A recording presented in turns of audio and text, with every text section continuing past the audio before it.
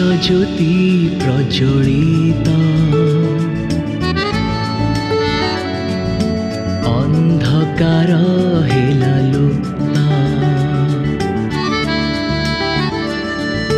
कृष्ण ज्योति प्रज्वलित अंधकार हेला लुप्ता प्रतिटी अंतर आलोकित करे जेउ ज्योति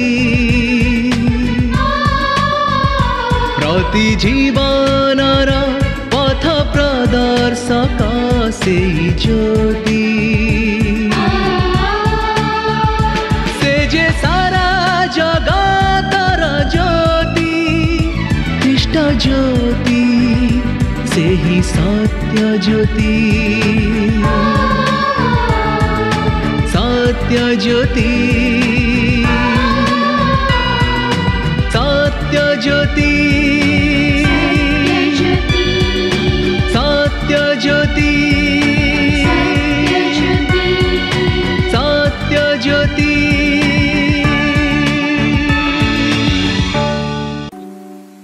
प्रिय बंधु नमस्कार। सत्यज्योति परिवार पक्षर आपन को अनेक अनेक शुभेच्छा आओ हार्दिक अभिनंदन जनाऊँगी। पुणी विशेष कार्यक्रम को आपन को स्वागत करुँची।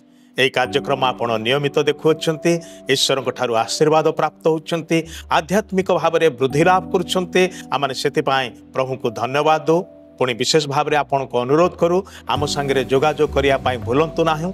जो नंबर टी दिया जाउची से नंबर रे आज ही आम मान को कॉल करंतु किंबा टेक्स्ट करंतु जो द्वारा कि आपणकर मतामत आमे पाइले ए कार्यक्रम को आहुरी सुंदर भाव में आगे नेबा को पारिबो।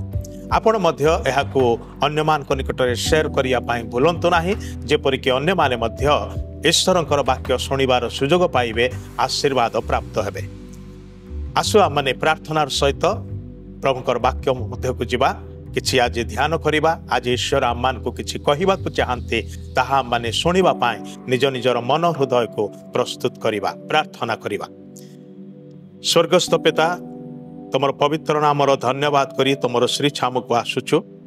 तुम्हें जीवित आउ तुम्हें कथा कहिबा परमेश्वर अट। तुमर वाक्य द्वारा आम मान को तुम्हें कथा कहि थाओ। तुमर वाक्य द्वारा तुम्हें आम मान को आकर्षण करि थाओ। तुमर वाक्य द्वारा ही आम मान कर जीवन रे तुम्हें जीवन युक्त करिकी शक्ति दे था साहाय्य करि था। तुमर वाक्य ही आम मान को सुस्थता दे था। प्रभु आमने से तुमर धन्यवाद करुचु। प्रभु ये समय आमने निज निज को समर्पण करुचु। प्रिय बंधु मान को तुम हस्तरे देउछि प्रभु प्रत्येक को तुम्हें आशीर्वाद कर। से व्यक्तिगत जीवन को पारिवारिक जीवन को आशीर्वाद कर।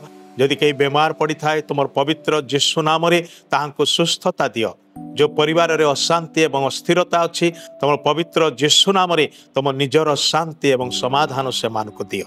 प्रभु आज तुम्हें आम मान को तुम प्रति आकर्षण कर। तुमको अधिक जानिबा पाई तुम ठारे स्थिर रहिबा पाई साहाय्य कर। यीशुଙ୍କ नाम रे ए प्रार्थना उत्सर्ग करूअछु आमेन।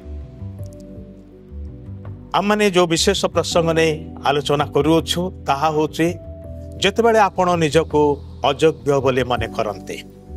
यह गोटे प्रकार स्वाभाविक प्रतिक्रिया रे परिणत हो जाइछि। जेतेबेले थरुकु थर नकारात्मक कथा आम मानकर कान शुणे होई पारे आम मानकर निज परिवार ठारू किंबा सांग मानक ठारू किंबा पड़ोशी मानक ठारू किंबा आम मानकर सहकर्मी मानक ठारू किंबा आम मानकर उपरिस्थ कर्मकर्ता मानक ठारू सब बेले जदि नकारात्मक कथा से माने आम मानक कहते जे तू किछि करि पारिबो नाही, तू किछि करि पारु नाहु, तू बड़ अयोग्य। आउ सेटा ही आम मान को मध्य रही जाय थाए। आमे मध्य निजको सेही हिसाब रे ग्रहण करबा को आरंभ करू। भाई भौणी माने म आपन को सतर्क करिया पाई चाहे ए प्रकार चिंताधारा एहा शैतान ठारू आसे। जो शैतान आपणकर सफलता देखिबा को चाहे नाही, जी आपण को विनाश आड़ को नहीं जीवा पाई चाहे से से मुंड भितर नकारात्मक चिंताधारा सब पुराए। ये समस्त छोट छोट कथा द्वारा नकारात्मक कथा द्वारा से आपण को निरुत्साहित करने को चेष्टा करे। एटा होची शत्रु शैतान चाल। से कौन सी व्यक्तिर बंधु नुहे। ईश्वर वाक्य रे स्पष्ट भाव में लिखा से चोर, से जने डकायत, से चोरी करने आसे, से लुटि नेबा आसे एवं से बद्ध विनाश करने आसे। से केबे भी ଆପଣଙ୍କର ନିକଟକୁ ସେ ଭଲ ଉଦ୍ଦେଶ୍ୟ ନେଇକି ଆସେ ନାହିଁ। ସେ ପ୍ରଲୋଭନର ଜାଲ ବିଛାଏ ଆଉ ଆପଣଙ୍କୁ ପ୍ରବର୍ତ୍ତାଏ ସେ ଜାଲରେ ଡିଆଁ ମାରିବା ପାଇଁ। ତା କଥା ଶୁଣି ଯେତେବେଳେ ଆପଣ ସେ ଜାଲରେ ପଡ଼ିଯାଆନ୍ତି ସେ ଜାଲକୁ ବାନ୍ଧିକି ସେ ଭିଡ଼ି ନିଏ ବିନାଶ ଆଡ଼କୁ। ଏ ହେଉଛି ତାର ଚାଲ। ସେଥିପାଇଁ ନକାରାତ୍ମକ ବିଷୟ ଗୁଡ଼ିକ ଆପଣଙ୍କର ଘର ଭିତରେ ହେଉ କିମ୍ବା କାର୍ଯ୍ୟକ୍ଷେତ୍ରରେ ହେଉ କିମ୍ବା ସ୍କୁଲ କଲେଜରେ ହେଉ କିମ୍ବା ସାଙ୍ଗସାଥିମାନଙ୍କ ମେଳରେ ହେଉ, ଯେଉଁଠି ବି ନକାରାତ୍ମକ କଥା ଗୁଡ଼ାକ ଶୁଣନ୍ତି ଯେଉଁଟାକି ବିଶେଷ କରିକି ଆପଣଙ୍କର ବ୍ୟକ୍ତିତ୍ୱ ସମ୍ପର୍କରେ, ସାବଧାନ ହୁଅନ୍ତୁ ଆଉ ଜାଣି ରଖନ୍ତୁ ଏହା ଈଶ୍ୱରଙ୍କ ଠାରୁ ନୁହେଁ। କାରଣ ଯେଉଁ ଈଶ୍ୱର ଆପଣଙ୍କୁ ସୃଷ୍ଟି କରି ଅଛନ୍ତି, ବାକ୍ୟରେ ଲେଖାଯାଏ ସେ ଆପଣଙ୍କୁ ଆଉ ମୋତେ ଆମ ସମସ୍ତଙ୍କୁ ସେ ଆପଣା ସାଦୃଶ୍ୟ ଓ ପ୍ରତିମୂର୍ତ୍ତିରେ ନିର୍ମାଣ କରି ଅଛନ୍ତି। ଟିକେ ଚିନ୍ତା କରି ଦେଖନ୍ତୁ, ଆମମାନଙ୍କୁ ସେ କୌଣସି ପଶୁ କିମ୍ବା କୌଣସି ପକ୍ଷୀର ଆକାରରେ ତିଆରି କରିନାହାନ୍ତି। ଆମମାନଙ୍କୁ ସେ ଆପଣା ସାଦୃଶ୍ୟରେ, ଈଶ୍ୱର ସୃଷ୍ଟିକର୍ତ୍ତା ଈଶ୍ୱର, ପ୍ରେମୀ ଈଶ୍ୱର, ପବିତ୍ର ଧାର୍ମିକ ଈଶ୍ୱର, ସତ୍ୟ ଜୀବିତ ଈଶ୍ୱର, ସର୍ବଶକ୍ତିମାନ ଈଶ୍ୱର ସେ ଆପଣା ସାଦୃଶ୍ୟ ଏବଂ ପ୍ରତିମୂର୍ତ୍ତିରେ ଆପଣଙ୍କୁ ଆଉ ମୋତେ ନିର୍ମାଣ କରି ଅଛନ୍ତି। ସେଥିପାଇଁ ସୃଷ୍ଟ ଜଗତରେ, ଏ ସମୁଦାୟ ବିଶ୍ୱରେ ସମସ୍ତ ସୃଷ୍ଟି ପ୍ରାଣୀଙ୍କ ମଧ୍ୟରେ ଆପଣ ଶ୍ରେଷ୍ଠ ପ୍ରାଣୀ ଅଟନ୍ତି। ମନୁଷ୍ୟ ଜାତି ସର୍ବଶ୍ରେଷ୍ଠ ପ୍ରାଣୀ ଅଟନ୍ତି। କିନ୍ତୁ ଏ ମନୁଷ୍ୟମାନଙ୍କ ମଧ୍ୟରେ ଏ ନକାରାତ୍ମକ କଥା ଗୁଡ଼ାକ ଅନେକ ସମୟରେ ପୁରେଇ ଶୟତାନ କ'ଣ କରିବାକୁ ଚାହେଁ? ଆମମାନଙ୍କୁ ନିରୁତ୍ସାହିତ କରିବାକୁ ଚାହେଁ, ଆମମାନଙ୍କୁ ହତାଶର ସେ କୂଅ ଭିତରେ ପକାଇ ଦେବା ପାଇଁ ଚାହେଁ, ଯେମିତିକି ଆମେ ସେଥିରେ ପଡ଼ିଯିବୁ ଆଉ ଉଠିବାକୁ ଆମମାନଙ୍କର ବଳ ନଥିବ। କିନ୍ତୁ ସ୍ୱର୍ଗର ପରମେଶ୍ୱର ସେ ଆପଣଙ୍କ ବିଷୟରେ ଅମନୋଯୋଗୀ ନୁହନ୍ତି। ସେ ଆପଣଙ୍କ ବିଷୟରେ ଧ୍ୟାନ ଦିଅନ୍ତି, କାରଣ ସେ ଆପଣଙ୍କୁ ଜାଣନ୍ତି। ଆପଣ ହୁଏତ ତାହାଙ୍କୁ ଜାଣିନାହାନ୍ତି, କିନ୍ତୁ ସେ ଆପଣଙ୍କର ନାମ ଜାଣନ୍ତି। ଆପଣଙ୍କର ମସ୍ତକରେ କେତୋଟି ଚୁଟି ଅଛି ତାହା ସେ ଗଣିକି ରଖିଛନ୍ତି। ସେ ଆପଣଙ୍କର ଟିକିନିକି ବିଷୟକୁ ଜାଣନ୍ତି। ଆପଣଙ୍କର ବସିବା, ଉଠିବା, ଚାଲିବା, ଶୋଇବା, ଖାଇବା ସବୁ ବିଷୟରେ, କେଉଁଠି କ'ଣ କଥାବାର୍ତ୍ତା କରୁଛନ୍ତି ଏ ସବୁ ବିଷୟରେ ସେ ଜାଣନ୍ତି, କାରଣ ସେ ସର୍ବଜ୍ଞ ପରମେଶ୍ୱର ଅଟନ୍ତି। ଏପରିକି ଆମେ କହୁଥିବା କଥା ଗୁଡ଼ିକ ମଧ୍ୟ ସେ ଶୁଣିପାରନ୍ତି ଏବଂ ଯାହା ନ କହିକି ମନ ଭିତରେ କେବଳ କଳ୍ପନା କରୁଥାଉ, ଭାବୁଥାଉ, ସେଗୁଡ଼ାକ ମଧ୍ୟ ସେ ଜାଣନ୍ତି। ସେ ସବୁ ଜାଣୁଥିବା ଈଶ୍ୱର ଅଟନ୍ତି। ସେ ସବୁ ଦେଖିପାରନ୍ତି। ସେ ସର୍ବଦର୍ଶୀ ପରମେଶ୍ୱର ଅଟନ୍ତି। ତାହାଙ୍କ ଦୃଷ୍ଟିଗୋଚରରୁ କେହି ବି ଲୁଚି ପାରିବ ନାହିଁ। ଏମିତି କୌଣସି ସ୍ଥାନ ନାହିଁ ମଣିଷ ସେଠିକି ଯାଇକି ଲୁଚିବ ଏବଂ ଈଶ୍ୱର ତାହାକୁ ଦେଖିପାରିବେ ନାହିଁ। ବିଲକୁଲ ନୁହେଁ, ଏ ପ୍ରକାର କେବେ ବି ସମ୍ଭବ ହେଇନାହିଁ। ସେ ସର୍ବଦର୍ଶୀ ପରମେଶ୍ୱର। କିନ୍ତୁ ସେହି ପରମେଶ୍ୱର ଆମମାନଙ୍କର ଏହି ଶୋଚନୀୟ ଅବସ୍ଥାରେ, ଆମମାନେ ଯେତେବେଳେ ନିଜକୁ ଅଯୋଗ୍ୟ, ଅକର୍ମଣ୍ୟ, ଅତି ନ୍ୟୁନ ବୋଲି ମନେ କରୁଛୁ, ସେହି ପ୍ରକାର ଅବସ୍ଥାରେ ସେ ଆମମାନଙ୍କର ନିକଟକୁ ଆସନ୍ତି ଆଉ କୁହନ୍ତି, ହେ ମହାବିକ୍ରମଶାଳୀ ବ୍ୟକ୍ତି, ହେ ବଳବାନ ଲୋକ, ହେ ଜ୍ଞାନବାନ ଲୋକ, ତୁମେ ଉଠ, ତୁମର ସେଇ ଶକ୍ତି, ସେଇ ଜ୍ଞାନରେ ଯାଅ ଏବଂ ସଫଳତାର ପାହାଚକୁ ଚଢ଼। ମୁଁ ତୁମକୁ ଆସିଛି, ତୁମ ପାଖକୁ ଆସିଛି, ସ୍ୱର୍ଗରୁ ଓହ୍ଲେଇ ଆସିଛି ତୁମକୁ ଏ ଗର୍ତ୍ତରୁ ଉଠେଇବାର ନିମନ୍ତେ। ଅନେକ ବର୍ଷ ତଳେ ଗିଦିଓନ ନାମକ ଜଣେ ବ୍ୟକ୍ତି ଥିଲେ। ସେ ମଧ୍ୟ ଏହି ପ୍ରକାର ନକାରାତ୍ମକ ଚିନ୍ତାଧାରାରେ ବୁଡ଼ି ରହୁଥିଲେ, ନିରାଶ ହତାଶ ମଧ୍ୟରେ ରହୁଥିଲେ, ଏକଦମ ଡର ଭୟ ଭିତରେ ସେ କାଳକ୍ଷେପଣ କରୁଥିଲେ। ଆଉ ସେ ପ୍ରକାର ଅବସ୍ଥାରେ ସ୍ୱର୍ଗର ପରମେଶ୍ୱର ଆସି କହିଲେ, ହେ ମହାବିକ୍ରମଶାଳୀ ଗିଦିଓନ, ତୁମେ ଏଇ ବଳରେ ଯାଅ ଏବଂ ଶତ୍ରୁମାନଙ୍କୁ ପରାସ୍ତ କର, ତୁମେ ବିଜୟ ଆଣ, ତୁମର ଲୋକମାନଙ୍କୁ ଉଦ୍ଧାର କର। ଭାଇ ଭଉଣୀମାନେ, ଆଜି ସେହି ପରମେଶ୍ୱର ଆମମାନଙ୍କୁ ଏ କଥା କହୁଛନ୍ତି। କେଉଁ ବିଷୟ ସବୁ ଆମମାନଙ୍କର ଶତ୍ରୁ? ଏ ନକାରାତ୍ମକ କଥା ଗୁଡ଼ିକ ଆମମାନଙ୍କର ଶତ୍ରୁ। ମନୁଷ୍ୟ ଆମମାନଙ୍କର ଶତ୍ରୁ ନୁହନ୍ତି।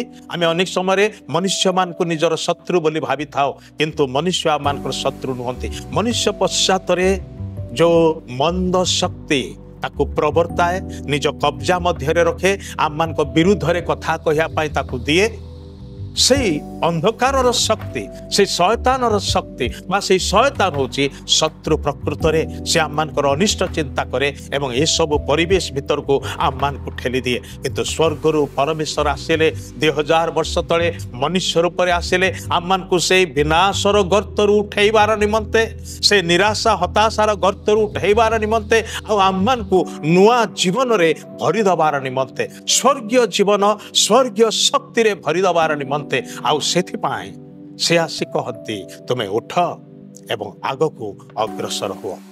ପ୍ରିୟ ବନ୍ଧୁ, ଆଜି ସମୟ ଆସିଛି ଆମମାନଙ୍କର ନିମନ୍ତେ आम से ईश्वरंकर रब प्रति ध्यान देव से कौन कहूँ सहीटा शुणु आम सब बेले या कथा ता कथा अन्य मानकर कथा घरे कि बाहर खाली से मानकर कथा शुणुचु आउ से पार्टी नकारात्मक कथा छड़ा किसी ना भय करैबार कथा छड़ा किसी ना निराश हताश करिवार कथा छड़ा किसी ना आउ से गुड़ाक आम मैंने सब शुणी आसीचु किंतु एबे बेल आसी स्वर्गर परमेश्वर ताहांकर वाक्य दे आम मान कौन कहूँ ताहा शुणिबार निमंते सदा प्रभुंकर वाक्य प्रति कर्णपात करी शुणंतु मनोनिवेश करंतु ईश्वर आपण को भरोसार कथा कहूँ ईश्वर आपण को सफलतार कथा कहूँ ईश्वर आपण को से साहाज्यर कथा कहूँ से निजे आसी अच्छे आपणकर से गर्तरू आपण को उठेबार निमंते विजयर मार्ग रे कढ़े नबार निमंते सफलतार पथरे कढ़े नबार निमंते आपण को आउ गोटे पहाच ऊपर को उठेबार निमंते कहीं निराशर गर्तरे पड़ी रही थे आज ही विवेचना करंतु आज ही मन फेरांतु आ कहंतु हे प्रभु बहुत हो गलानी मु ए गर्तरे पड़ी एबे मु तुमर रब को सुनिली मु तुमर वाक्य को शुणिली मो एठारु उठी आसवा चाहूँगी मत तुम्हें एठारु उठाओ प्रभु आ तुम्हें जहाँ कहूछ ताहा मु मानिबा पाए प्रस्तुत अच्छी मु तुमर आज्ञावह हवा पाए प्रस्तुत अच्छी मु निजको तुम ठारे समर्पण करुअछि आपण एई कथा कहि कि प्रभु ठारे निजको समर्पे दियंतु से दिन गिदियोन को जेपरि परमेश्वर व्यवहार कले से आपण को मध्य व्यवहार करिवे आसंतु आज आम मानकर समय एठी सरी आसीछि पुणी थरे आम माने एई प्रसंग रे आगो को बढ़ेबा किंतु से पर्यंत आम माने परस्पर ठारू विदाय नबा पूर्व आसंतु प्रार्थना करिबा। प्रिय पिता आमाने धन्यवाद करुछु तुम आमान को कथा कहिअछ भरोसार कथा कहिअछ शांतिर कथा कहिअछ सफलतार कथा कहिअछ विजयर कथा कहिअछ दया कर तुमर वाक्य को ग्रहण करी विश्वास करी तदनुसारे बंचिबा को पारिबो साहाय्य कर एई प्रार्थना निवेदन परित्राणकर्ता प्रभु यीशु ख्रीष्टଙ୍କ नामरे उत्सर्ग करुअछु आमेन। बहुत बहुत धन्यवाद प्रभु आपण को आशीर्वाद करंतु। सुनिले आजिर कार्यक्रम सत्य ज्योति ए संपर्क रे अधिक जानिबा पई ओ बिना मूल्य रे एक पुस्तक पाइबा पई आमको पत्र लिखंतु एवं जदि आपणकर किछि प्रश्न थाए तेबे आमको एई ठिकाना रे जोगाजोग करंतु बा फोन जोगे संपर्क करंतु। आम ठिकाना हैला सत्य ज्योति पोस्ट बॉक्स नंबर 89 कटक 753001। आज पाई विदाय नेउछु आपण मानक सहित पुणी देखा हबो ठीक आसंता सप्ताहर एई दिन एई समय। नमस्कार।